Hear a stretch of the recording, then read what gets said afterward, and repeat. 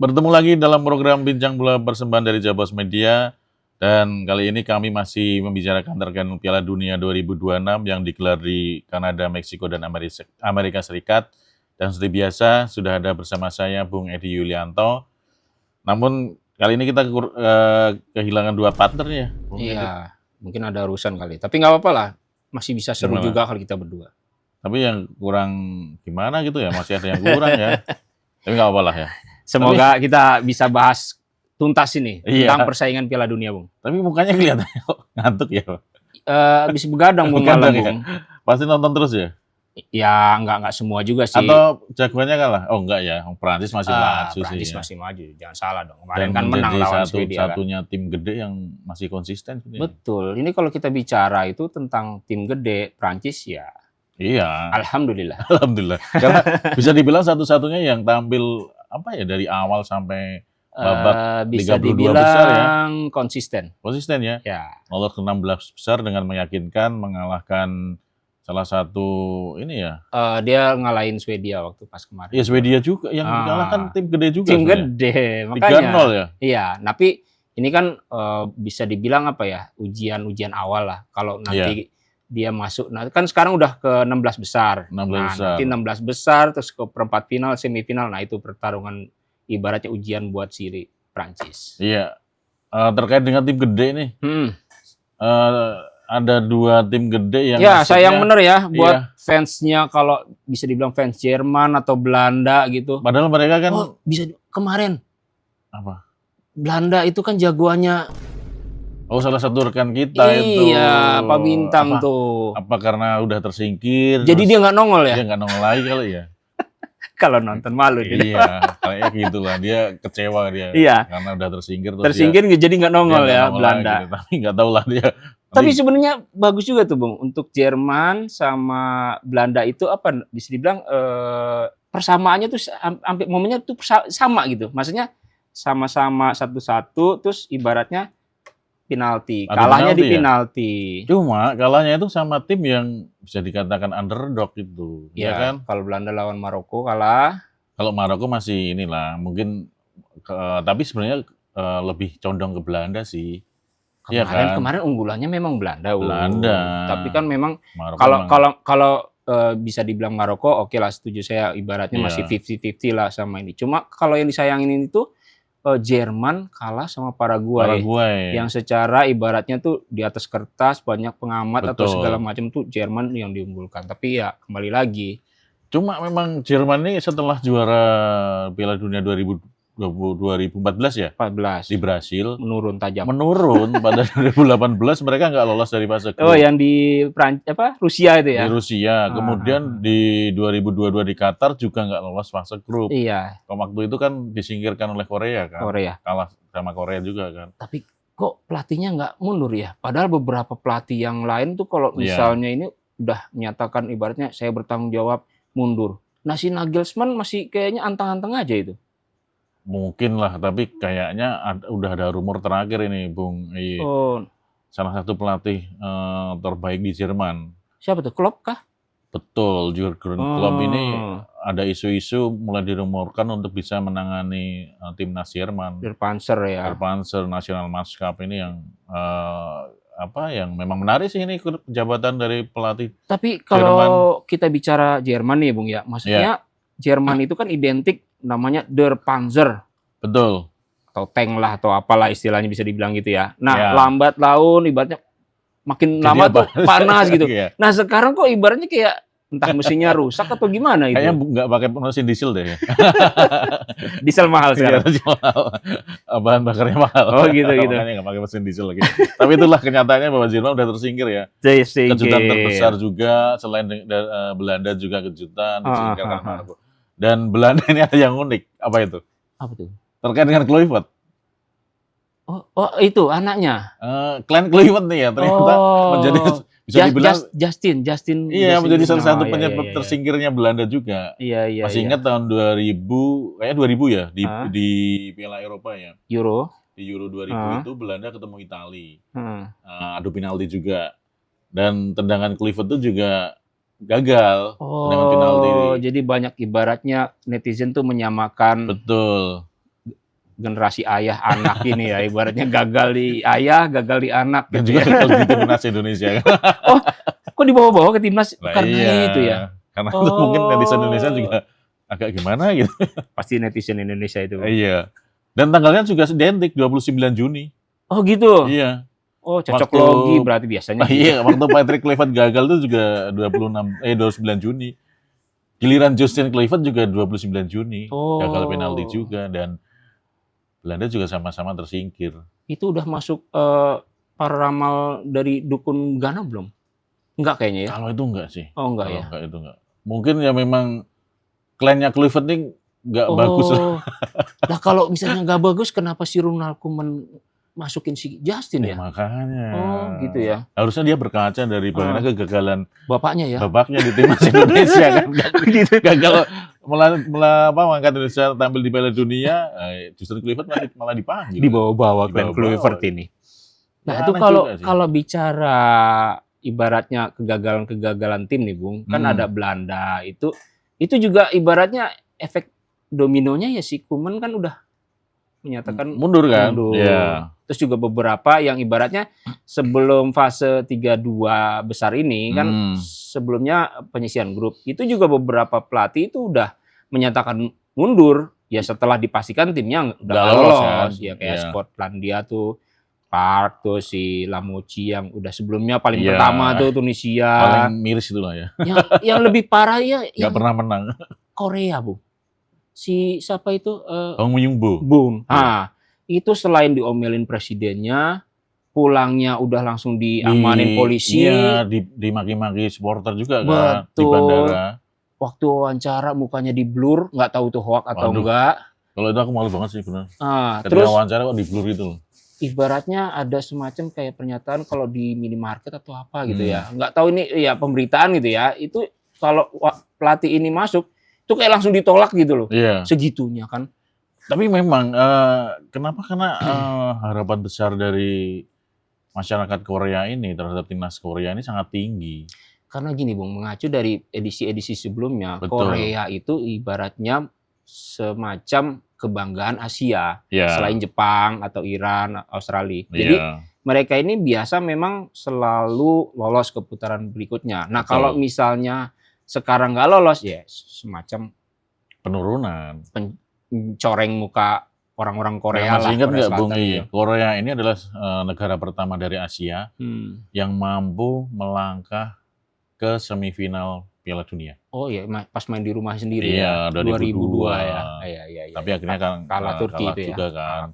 Nah, ini yang membuat kenapa masyarakat Korea itu inginnya ya timnas juga terus berjaya juga di edisi Piala Dunia berikutnya. Tapi faktanya ini tahun ini nggak lolos. Dari fase grup. Tapi memang Korea ini, Bung, kalau bicara kita tentang timnas Korea ya, itu selalu masyarakatnya nih kalau misalnya ininya trennya buruk atau negatif, kalau misalnya pulang ke bandara, kasus contoh itu waktu pas Sintayong ngelatih timnasnya Korea. Oke.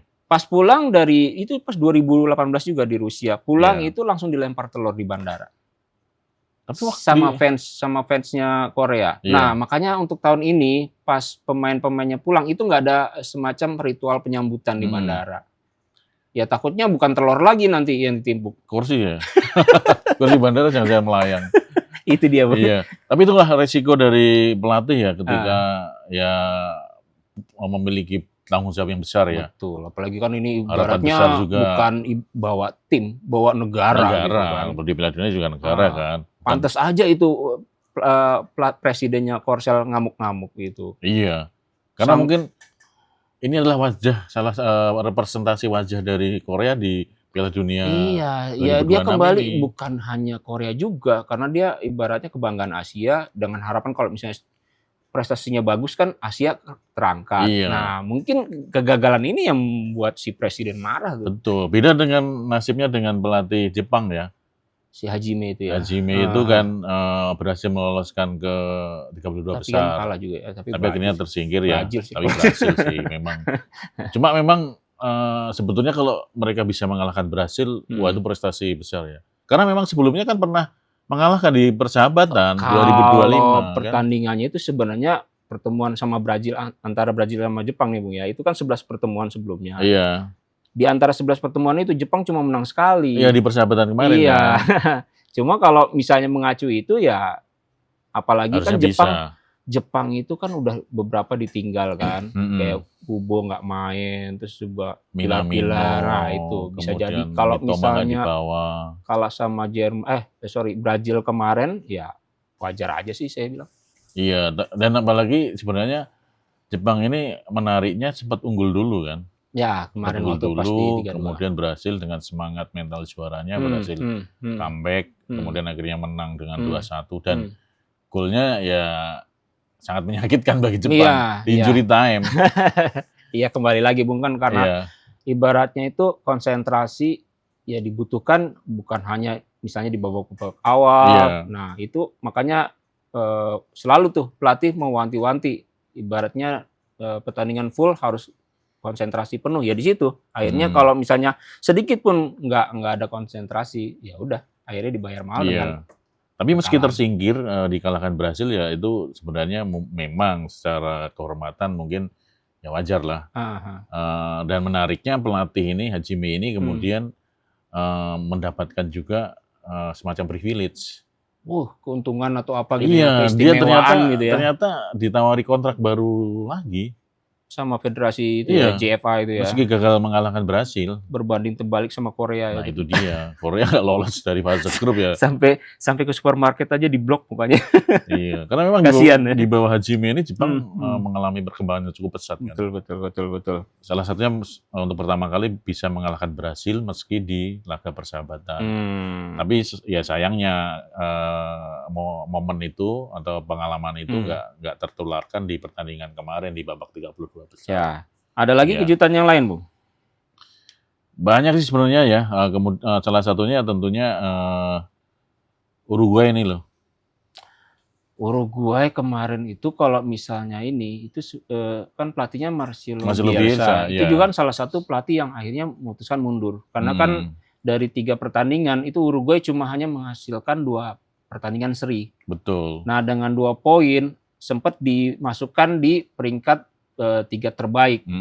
Tapi ya kembali lagi, ya hanya 2 poin membuat Uruguay nggak bisa lolos. Yaitu akhirnya membuat si Bielsa mundur. Tapi sebelum mundur, dia sempat bilang beberapa keluhan ya tentang Piala Dunia ini, terutama tentang VAR.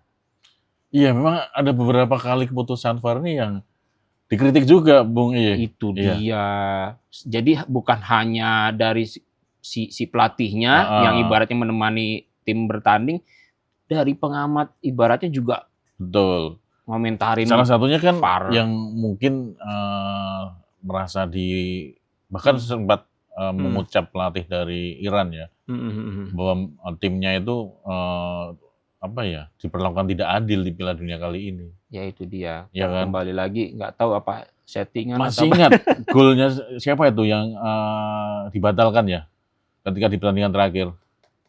Babak penyisihan grup kah? Iya. Itu yang membuat Iran akhirnya nggak lolos juga kan, meskipun belum pernah kalah kan di fase grup. Uzbekistan bukan ya lawannya? Bukan, Iran kan bukan grupnya Uzbekistan. Fase grup ya, lupa saya. Lupa. Iya. Gara-gara itu jadi ibaratnya si Iran. Itu kan sempat ramai itu kenapa gol Iran waktu itu lewat VAR dibatalkan. Akhirnya ya pelatih Iran juga istilahnya mencak-mencak gitu ya, atau merasa dikerjai gitu. Iran diperlakukan tidak adil gitu. Sebenarnya kalau waktu itu golnya disahkan mungkin bisa lolos ke. Tapi kan sebenarnya kalau Iran itu dia kan menghasilkan berapa ya? 2 poin 3 poin itu kan nggak pernah kalah. Tapi kan kalau bicara 3 poin peruntungan dia sebenarnya kan posisinya lebih baik dari Korsel ya.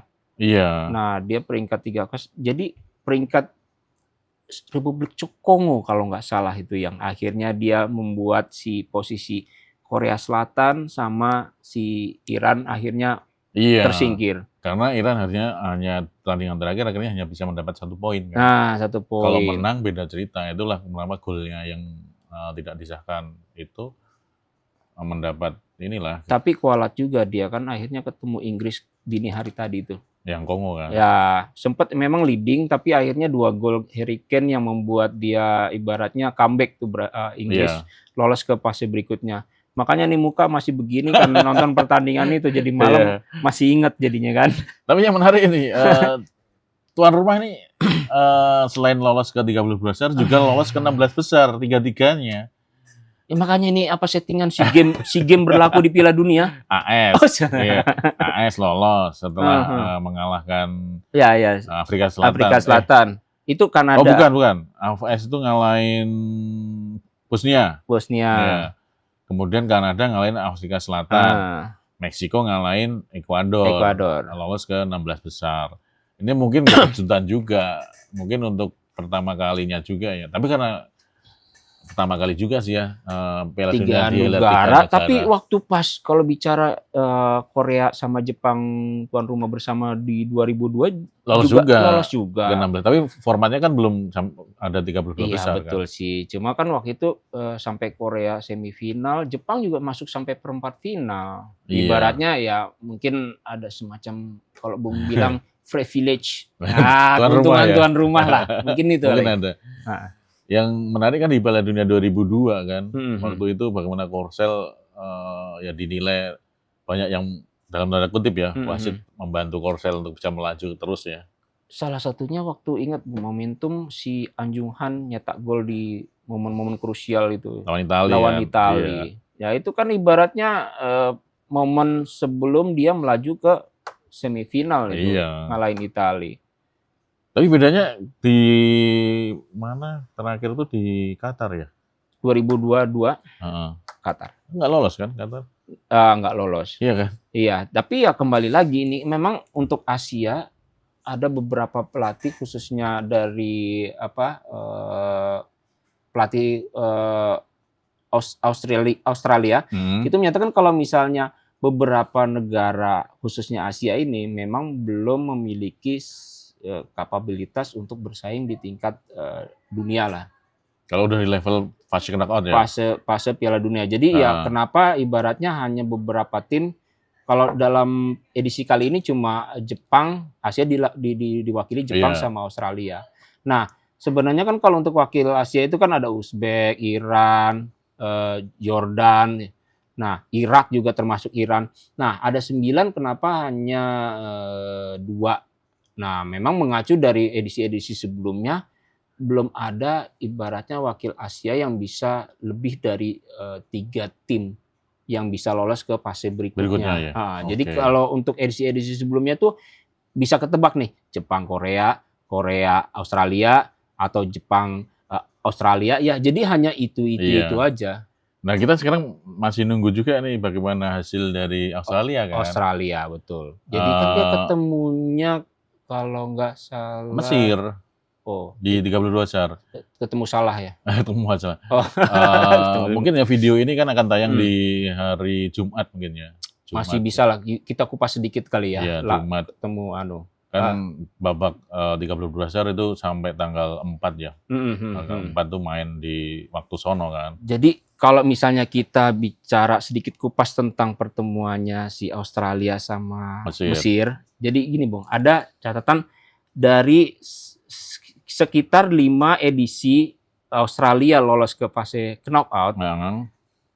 Bahannya 3 yang ibaratnya dia itu bisa dibilang apa ya? Catatannya bagus lah.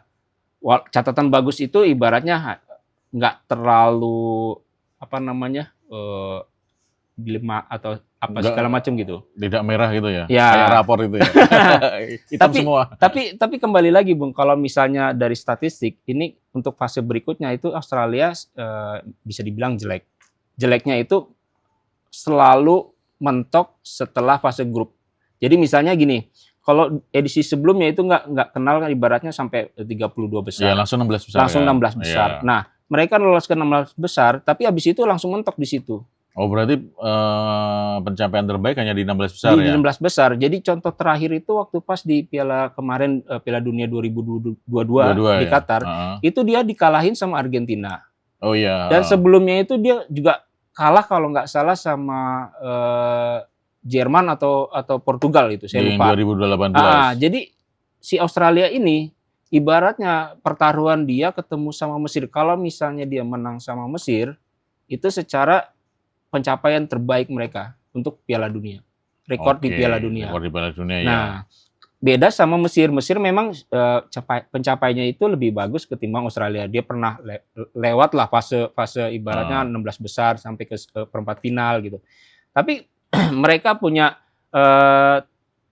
trennya ini dengan kehadiran Mo Salah dan beberapa pemain bintangnya dia. Ini harapannya itu bisa mencapai prestasi yang lebih baik lagi. Mungkin bisa mengulang prestasi Maroko. Iya, karena banyak juga ibaratnya prediksi-prediksi kalau bisa dibilang kayak Bandar Taruhan atau apa gitu Bu ya. Itu selalu menjagokan ibaratnya untuk pertandingan nanti nih antara Australia sama si Mesir. Itu jagoan Mesir walaupun dengan keunggulan tipis. Menarik sih ini. Tapi yang pasti kan udah ada beberapa negara yang lolos ke 16 besar ya. Itu ada Kanada terutama tuan rumah ya. Ada 3 Kanada, kemudian AS dan juga Meksiko. Kemudian Maroko, Prancis, Paraguay, Brasil dan Norwegia yang ada halannya. Terus ada Inggris, Belgia juga. Nah, Kanada akan ketemu Maroko di 4 Juli. Kemudian Paraguay, ketemu Prancis, Brasil, ketemu Norwegia. Nah, ini Brasil Norwegia ini cukup menarik ini. Mereka udah 2 kali ketemu loh di Piala Dunia ini. Nah, sebenarnya dan Norwegia nggak pernah kalah. Sekali menang dan sekali seri. Bisa jadi nanti kalau misalnya ini pegang Norwegia aja kali ya. Karena memang lagi on fire nih si Haaland ini. Oh gitu. Iya, Haaland. Tapi gini Bung, kalau misalnya kembali lagi ya, ini bukan faktor kalau kita bicara sejarah, siapa yang ibaratnya ngeraguin Brazil gitu kan, punya nama besar segala macam gitu. Kalau minjam istilah kan ada istilah apa itu? Jas merah ya? Kan? Gitu ya. Jangan sekali-kali melupakan sejarah. Oh gitu. Bisa jadi sejarah masih terulang kan? Cuma kan kalau bicara sejarah oke lah. Respect lah buat si Brazil nih kan, nama besar segala macam. Tapi kan kalau misalnya udah turun ke lapangan gitu kan, ya ini ibaratnya sejarah itu udah nggak ibaratnya mempengaruhi di situ kan. Jadi bicara tentang taktik, fisik pemain, mentalitas di situ kan. Nah, kalau bicara untuk dari fase penyisian sampai masuk ke 32 besar, saya pasti masih megang Norway sih ketimbang Brazil. Iya, terlepas dari sejarah mereka belum pernah kalah ya. Ya, sejarah kan cuma ininya doang. Oh, kalau misalnya masuk Brazil misalnya gitu kan. Tapi kan kalau udah bicara ini kan nanti di lapangan beda lagi nanti. Beda lagi emang ya. Karena memang sepak bola modern kan kadang memang sejarah bisa berulang, tapi ya statistik itu angka, jadi bisa berubah kan. Contohnya kan udah kebukti kan Jerman yang kita bahas tadi, Belanda kan udah lewat gitu kan. Betul. Siapa tahu nanti giliran-gilirannya Tanjung Verde gitu kan. Iya, siapa tahu ya. Oh, kita kupas sedikit Tanjung Verde enak tuh. Ya, yang menarik terkait dengan dukun Ghana nih. Oh gitu. Iya kan? Yang dia itu bilang bahwa kali ini Tanjung Verde akan menghentikan Messi kan. Tuh wangsitnya dari mana sih dia ya? Saya Tahu penasaran itu. Kok bisa ibaratnya dia memprediksi dia bilang kayak hanya menyulitkan atau ibaratnya menghentikan kan berarti dia menang ngalahin Argentina kan? Bisa saja kan. Kayaknya dukun ini karena biasa makan daging impala deh. Impala kan identik dengan ini kan binatang di Afrika kan. Makanya dia bisa jadi cenayang gitu. Kirain kebiasaan makan babon. Itulah ya menarik nih. Ini banyak hal-hal yang aneh-aneh gitu ya. Tapi memang kembali lagi sih Bung, kalau misalnya kita kupas sedikit sih pertemuan antara kan belum pernah ketemu juga nih ya. Selain debutan juga. Tapi memang ada statistik menarik si Tanjung Verde sebelum dia lolos ke mana 32 besar. Ya. Dia kan ketemu Uruguay, ketemu Spanyol, ketemu Arab. Ya. Dan 3-3-nya seri. Iya. Clean sheet 2 kali. Clean sheet 2 kali. Ya, kan? Kalah seri selalu, tapi nggak pernah menang juga. Spanyol dibikin stres. Nah, secara statistik Tanjung Verde ini kalau untuk kita bicara pertahanan, oke lah. Iya. Nah, permasalahannya itu justru lini serangnya. Nah, kalau misalnya nanti ketemu si Messi, apalagi Messi kabarnya dimainin nih. sama si dukun Ghana. Nah, itu gimana? Nanti si Messi itu harus di-cover sama 7 orang kah? Pemain Tanjung Verde nih. Iya. Atau gimana? Nah, maksudnya kalau misalnya Messi dihentikan, si Lionel Scaloni pelatihnya itu paling nggak harus bisa punya ide nih cemerlang. Misalnya kalau misalnya Messi dihentikan, entah nanti pemain pelapis keduanya kah, atau apa yang bisa mencuri ibaratnya apa ya momentum untuk bisa mematahkan pertahanannya si Verde. Pasti, karena mungkin gitu. Ya Scaloni udah melihat juga video pertandingan dari Tanjung Verde. Ya. Rapet banget, Bung. Serius. Itu sampai si Yamal, mungkin Yamal nggak main dari awal ya waktu pas ketemu kemarin. Cuma ibaratnya sampai stres kan.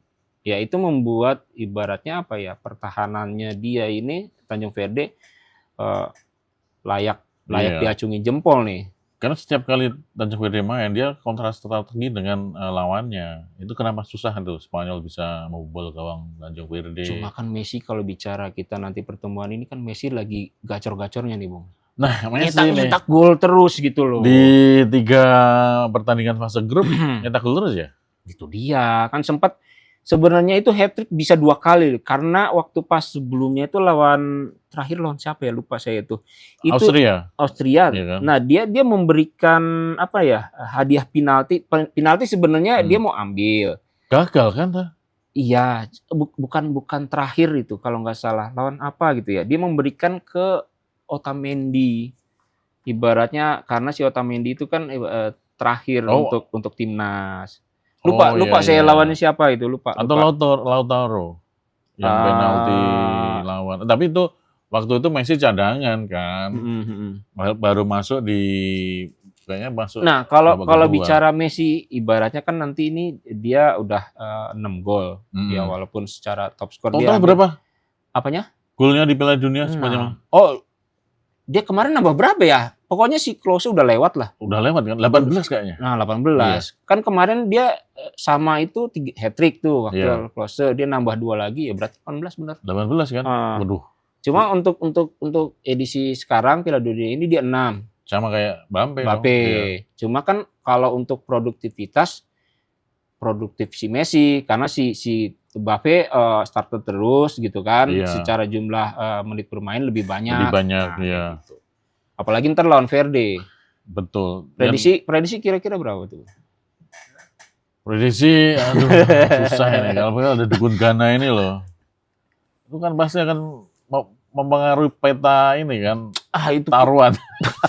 Si dukun ini loh. Klinik itu. Iya. Tapi apapun itu memang Messi sudah menjadi salah satu legenda besar ya. Itu dia. Udah menjadi top skor sepanjang masa sampai babak 32 besar ini. Jadi bingung apalagi yang mau dicari sama dia itu. Ya ibaratnya rekor udah ada semua gitu sama dia gitu kan. Ya kalau back to back kan rekor lagi itu. Kan belum pernah ada ya. Ya mungkin itu kali. Iya kan di era modern. Apalagi kalau dari segi bagan untuk dia bisa mencapai final itu bisa dianggap lebih mulus ketimbang para pesaingnya tuh. Iya. Jadi untuk dia sampai ke semifinal itu ada kemungkinan dia nanti kemungkinannya tuh hanya Brazil yang jadi batu sandungan. Itu pun kalau misalnya dia nanti menang lagi Brazil. Iya. Nah, beda sama ibaratnya Prancis yang di atas tuh yang ibaratnya masih ketemu Portugal, Kroasia di situ. Jadi batu sandungannya itu bisa dibilang lebih mulus lah untuk Argentina. Ya cuma ya nggak tahu sih nanti perjalanannya gimana. Kuncinya melawan Tanjung Verde kan. Kalau lolos ya mungkin bisa mulus. Tapi kalau pertanyaan saya gini Bung, kalau misalnya ini kita berandai-andai kalau misalnya si Argentina kalah, itu bisa jadi itu si dukun Ghana digeruduk atau gimana itu sama masyarakat itu Argentina itu kan. Mas Bonten tuh mungkin. Dikutuk dilaporkan apa ke Interpol bisa jadi supaya diburu. Tapi ya memang menarik sih, banyak sekali terkait dengan prediksi-prediksi ini, bahkan bermacam-macam prediksi kan. Cuma kalau bicara dulu itu kan ada oktopus atau apa. Ada gitu kucing kan. juga. Terus sekarang malah ke dukun ya. Iya. Tapi dukun kalau negara Afrika itu pasti dikaitkan dengan dukun. Oh iya, klinik-klinik gitu ya. Iya, main voodoo-nya itu loh. Waktu itu makanya dibilang Ghana itu lucunya waktu Inggris ketemu apa gitu kan. Dibilang kan katanya nih si Harry Kane saya santet saya Ya sihir. kan nggak bisa cetak gol akhirnya. Nggak bisa cetak gol. Cuma dia beralibi katanya sekarang saya, tapi benar juga sih waktu pas dia terakhir lawan Kongo kan dilepas katanya santetnya. Iya kan cetak 2 gol. Cetak gol. Wah, Dan menentukan lolos ke 16 besar kan. Bisa jadi nih.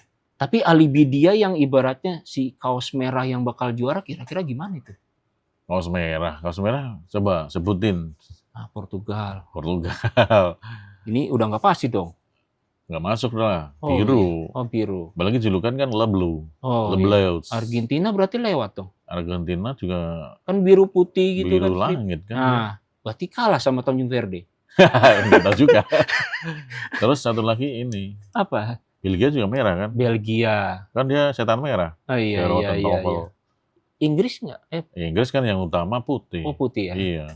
Maroko merah. Oh Maroko ya? Maroko kan ke 16 besar. Oh iya. Ketemunya sama-sama baju merah. Oh. Kanada. Oh iya. Ya kan? Biarin aja suruh berantem ntar siapa yang merah yang ini.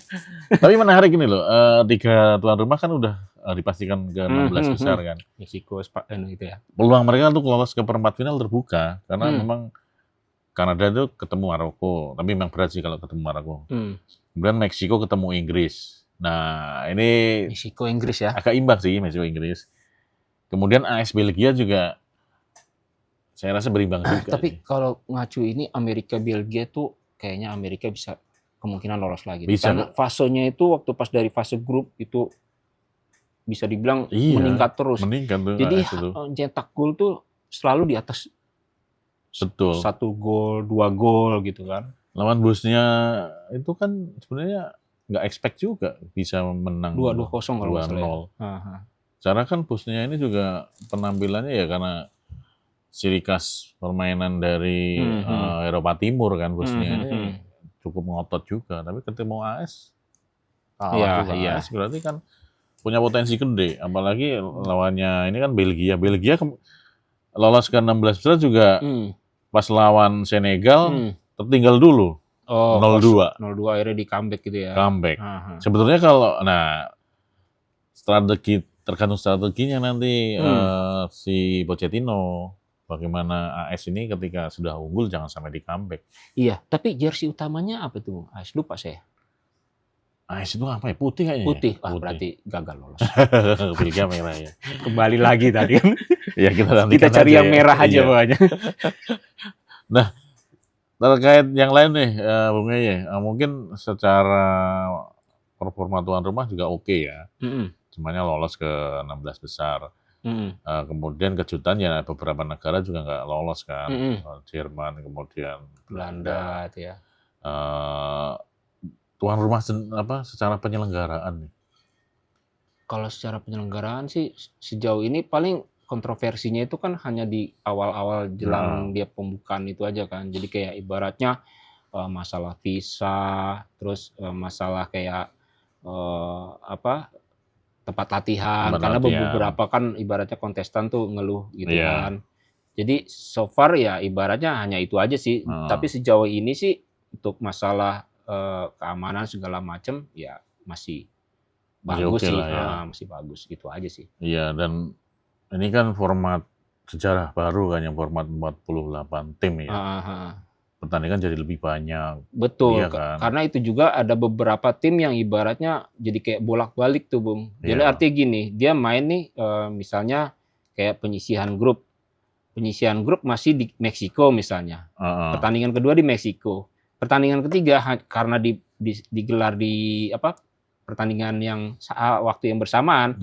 Jadi yang satu di Meksiko, yang satu di Kanada misalnya gitu. Harus loncat ke Kanada. Terus balik lagi misalnya kalau lolos nanti main lagi ke US. Jadi mungkin itu aja sih kayak kalau untuk keluhan tim-tim gitu kan. Mungkin. Dan mungkin satu lagi tiket di sana cukup mahal loh. Oh iya, di tiket. Karena saya pernah cek di medsos itu hampir nyentuh berapa puluh juta gitu. Tapi kalau dilihat dari TV gitu kan kayaknya penuh aja semua itu. Iya. Tapi untungnya berarti jadi warga itu, Bung, Qatar, Bung. Kenapa? Itu negaranya ngejamin full 2.000 orang berangkat dibayar. Jadi ibaratnya gratis dong. Gratis. Waduh. Tiket, akomodasi segala macam, penginapan, makan, tiket pertandingan. Di sana tinggal nonton ya? Tinggal nonton. Mau dong dari Qatar ya? Di Qatar. Juragan minyak. Tapi terlepas dari itu memang kan ada gagasan lagi dari FIFA kan. Nambah lagi gitu. Nambah lagi. Gimana itu kan semakin ramai aja ini Piala Dunia ya. Biasanya kalau 32 jadi 48 berarti itu nambah sekitar 16 ya. 16. Kalau 16 48 berapa? Ya, gila itu. Iya, itu tambah lagi 16. Itu formatnya jadi gimana? Ya, makanya. Jadi makin panjang itu pertandingan. Ya, tapi itu kemungkinan baru masih di iya. Wacana lah.